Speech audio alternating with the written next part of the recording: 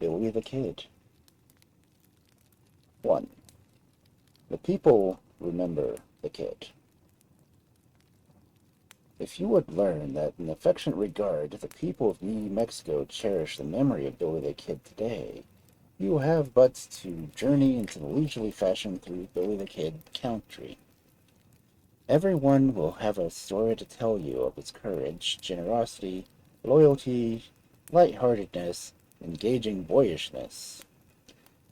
More than likely, you yourself will fall under the spell of these kindly tales, and, before you are aware, yourself warming with romantic sympathy to the idealized picture of heroic and adventurous youth. Sit, for instance, on one of the benches under the shade tree in the old square of Santa Fe, where the wagon caravans used to end their long journey across the plains. Here the rich and poor of this ancient capital of the land of Mañana and sunshine come every day to while away the hour, smoke and talk politics. Mention Billy the Kid to some leisurely burgher. Instantly his face will light up. He will cease his tirade against the graft and the corruption of high places, and go off into interminable anecdotes. Yes, Billy the Kid lived here in Santa Fe when he was a boy. Many a time when he was an outlaw with a price on his head, he rode into town and danced all nights at the dance hall over in Galisto Street. The house is still there, the pink adobe with the blue door and window shutters. Did the police attempt to arrest him? Not much. Those blue-coated fellows valued their hides. Why, that boy wasn't afraid of the devil, say, once over at Anton Chico, or drop into some little adobe home in Puerto de Luna, or in Santa Rosa, or on the Hondo, or anywhere between the Ratones and Seven Rivers. Perhaps the Mexican housewife will serve you with frijoles and tortillas and coffee with goat's milk. If you are wise in the ways of Mexicans, you will tear off a fragment of the tortilla and, cupping it between your fingers, use it as a spoon to eat your frijoles that are red with chili pepper, swimming in soup rich with fat bacon grease. But between mouthfuls of these beans of the gods, and you will be ready to swear that they are, else you are no connoisseur in beans, don't forget to make some casual reference to Billy the Kid. Then watch the face of your hostess. At mention of the magic name, she will smile softly and dreamlight will come into her eyes. Billy the Kid. Have you heard of him? He was a grand boy, senor. All Mexican people his friend. You never hear a Mexican say that any word against Billy the Kid. Everybody loved that boy. He was so kind-hearted, so generous, so brave, and so handsome. Nombre de Dios. Every little senorita was crazy about him. They all tried to catch that Billy the Kid for their sweethearts. Many a pretty muchacha cry her eyes out when he is killed, and when she counted her beads to mass, she had a prayer for good measure for the soul in rest in peace. Poor Billy the Kid, he was a good boy, muy valiente, muy caballero. Or ask Frank Coe about him. You will find him a white-haired old man, now on his fruit ranch in Ruidoso Canyon. He fought in the Lincoln County War by Kid's side, and he will tell you his story and may sit in a rocking chair under the cottonwoods while the Ruidoso River sings its pleasant tune just back from the rambling one-story adobe ranch house. Billy the Kid, says Coe, lived with me for a while after he came to Lincoln County in the fall of 1877, just a little before he went to work for Tunstall and the Feliz. No, he didn't work for me. He just lived with me, right in the chuck line. Didn't have anywhere else special to stay just then. He did a lot of hunting that winter. Billy was a great hunter, and the hills hereabouts were full of wild turkey, deer, and cinnamon bear. Billy could hit a bear's eye as far as I could hardly see the bear. He was only 18 years old, a nice-looking young fellow as you'd care to meet, and certainly mighty pleasant company. Many a night he and I sat up before a pine knot fire swapping yarns.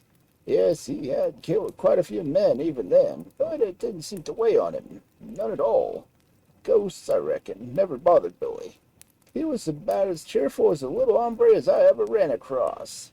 Not the grim sullen kind, but full of talk, and it seemed to me he was laughing half the time. You never saw such shooting as that lad could do. Not a dead shot. I've heard about these dead shots, but I never happened to meet one.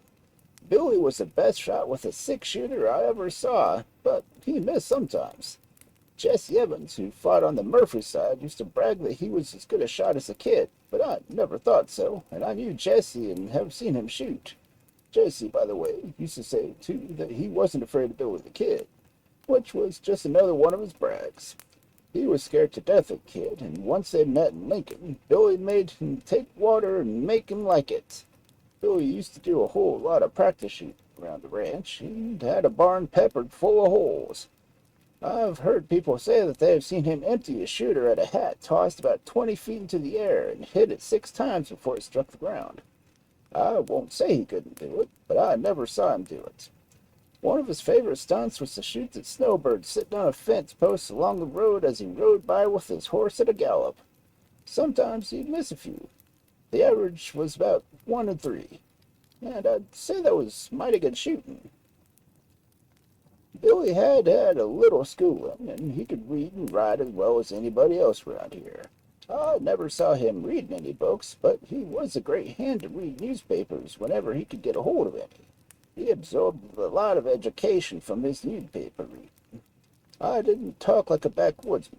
I don't suppose he knew about the rules of grammar, but he did make common, glaring mistakes of ignorant people. His speech was that of an intelligent and fairly well-educated man. He had a clean mind. His conversation was never coarse or vulgar. And while most of the men whom he associated with swore like pirates, he rarely uttered an oath. He was a free-hearted, generous boy. He'd give a friend the shirt off his back. His money came easy when it came, but sometimes it didn't come. He was a gambler, and like all gamblers, his life was chicken one day and feathers the next. A pocket full of money today and broke tomorrow. Monte was his favorite game. He banked the game and bucked it, depending on his finances. He was slick a dealer as ever threw a card, and as a player, he was shrewd, usually lucky, and bet 'em high, and limit on every turn. While he stayed with me, he broke a Mexican Monte bank every little down in the canyon of San Patrico. If he happened to lose, he'd take it like a good gambler, and not crack a joke and walk away whistling with his hands rammed in his empty pockets. Losing his money never made him mad. To tell the truth, I never saw Billy the Kid mad in my life, and I knew him several years. Think what you please, the kid had a lot of principle.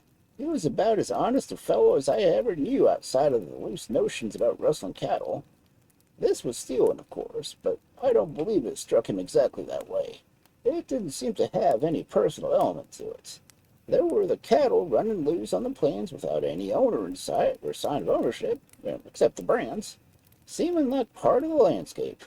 Billy, being in his fashion a sort of potentate running a large portion of the landscape with a six-shooter, felt, I suppose, like he had some sort of proprietary claim on those cattle, and it didn't seem to him like robbery. Well, not exactly. To run them off and cash in on them in the nearest market. That's at least one way of figuring it out. But as for other low-down kinds of theft, like sticking up a lonely traveler on the highway, or burglarizing a house, or picking pockets, he was just as much above that sort of thing as you and me. I've trusted him with my last dollar I had in the world. One thing is certain, he never stole a cent in his life from a friend. The history of Billy the Kid already had been clouded by legend. Less than 50 years after his death, it is not always easy to differentiate fact from myth. Historians have been afraid of him, as if this boy of six-shooter deadliness might fatally injure their reputations if they set themselves seriously to write of a career of such dime-level or ludicrous. As a consequence, history has been neglected.